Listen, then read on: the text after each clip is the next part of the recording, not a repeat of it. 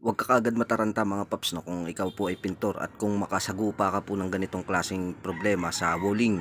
So yung ibig ko sabihin mga paps, yung pamamawis ng walling na kapag pinipinturahan mo po o a-apply mo po ng pintura na water base o kahit na acrylic solvent pa ang gamitin mo, ay tatagos pa rin yung mancha na kulay dilaw, na tatagos pa rin hanggang sa finish mo. So ito lang yung gagawin mo mga paps, no.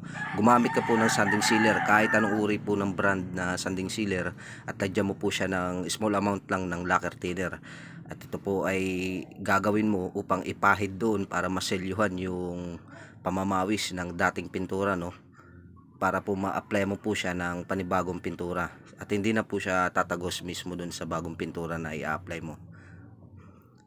So ganyan mga paps, no, wag nyo lamang po ididiinan yung pagpapahid po ng lacquer sanding sealer dun sa may bahagi po ng namamawis o kaya naman dun sa bahagi po na nagmamantsa. Ayan, dahan-dahanin nyo lang po yung pagpahid mga paps para po hindi po siya dumikit, no, o masunog ng gusto yung ipinahid nyo pang primer. It's not a game, it's a rich thing.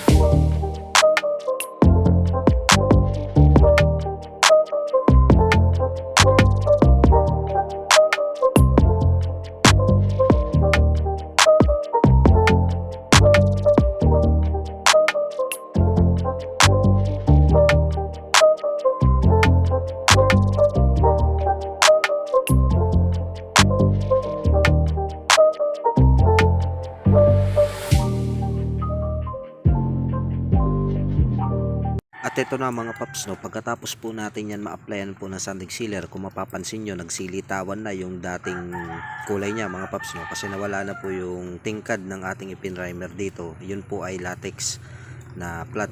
So ganyan lang yan talaga mga paps, huwag po kayo mabahala, pero silyado na po yan. So ibig ko sabihin mga paps, hindi na po lulusot yung mga pawis dyan o kaya naman yung mancha sa dating pintura gawa ng ating pinahiran nito ng sanding sealer. So dito mga paps, ang gagamitin naman po natin dito na pang primer, paprimeran po natin yan bago po natin yan applyan ho ng ating pang kulay na talaga o yung finish color na po talaga. It's not a game, it's a rich thing.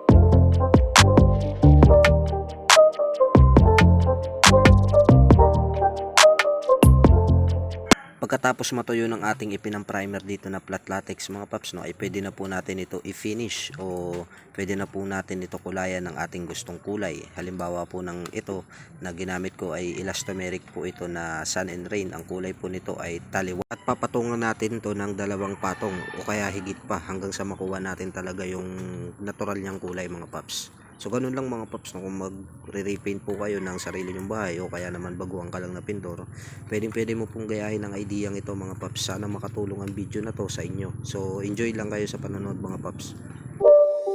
It's not a game, it's a rich thing.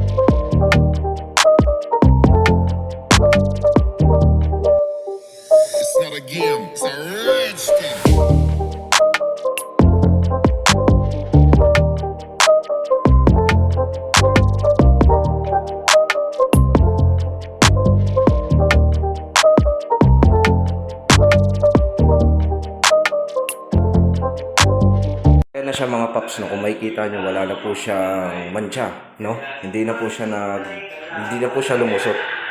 So kung ano po yung finish ng pinintura rito, yun na po siya. Hindi na po siya nagmancha.